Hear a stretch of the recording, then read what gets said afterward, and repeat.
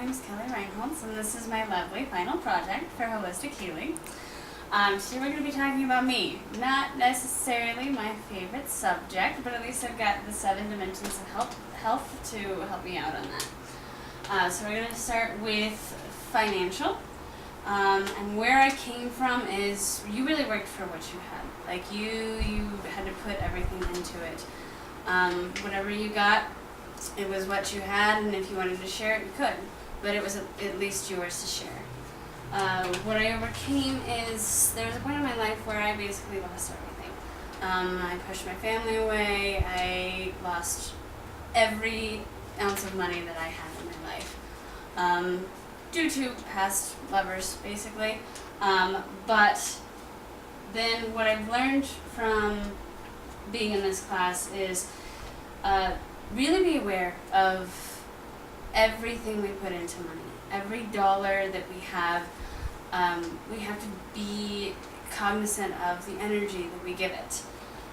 Where I'm headed, hopefully, having a lot of funding, having a lot of savings going on, bigger bank account. Also social. Where I came from, I was always very quiet. I was very reserved when I was younger. What I've overcome is keeping that quiet.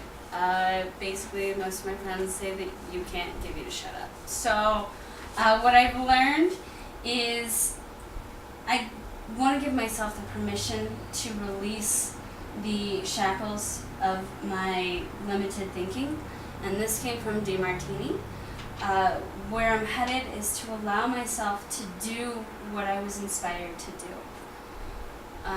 And that really comes from my values and what that means to me and what I value in life. For vocational, where I've come from is it was always instilled in me to have the should have, would have, need to, ought to, all of that. That's really hard to get over. With the overcoming, at least for vocational, is thinking I'm not successful. Everything that I do in life, I am successful in. But for a long time, I didn't believe that. What I've learned from class is the attention, intention, retention, surplus.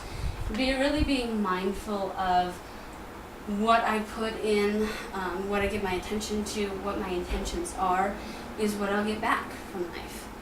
Now, where I'm headed, do what you love and get paid handsomely for it. Again, DeMartini, but he's obviously very inspirational. I really liked what he had to say. So for spiritual, where I've come from, I was taught to fear God. I was taught to fear love. And that's what I believe that God is love. Now, where I'm overcoming is that repressed, I always believed that there was something more. So with that, it was huge to overcome that. And then what I've learned is to rise above the mundane existence, to see order of the things that of the bigger things, basically. Now where I've headed is really let the light in, sharing that with others, and showing love to everyone else. For family, where I've come from, I had a very loving, huge support system, very big support system. What I've overcome in my past is I've again pushed them away. I didn't have family for a very long time. I didn't call my parents, didn't say that I loved you, basically just stuck with somebody else. What I've learned is it's a huge value of mine. It's one of my core values. And like DeMartini said, your values come from your voids. So when I didn't have that, now it became one of my very big core values. Where I've headed is to spread the support, to give people a sense of love and family, and if they don't have a family, to be there for them. For physical, where I came from is I was always very active. I was very, very sporty. But I didn't really think about my body and what was happening to it. And there were a lot of times that I happened to overcome broken bones. There were a lot of torn tendons in my past. I wasn't very cognizant of my diet either. Now, what I've learned is if you have good nutrition, you need exercise, you need emotional poise, avoid toxins, and it helps your spirit.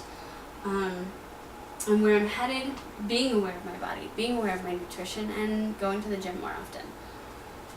Now mental, where I've come from is I always had the support and I always had encouragement to go to class, to do all of those things. Where what I've overcome is listening to people saying that you're not enough, that you can't do it. That's not me anymore.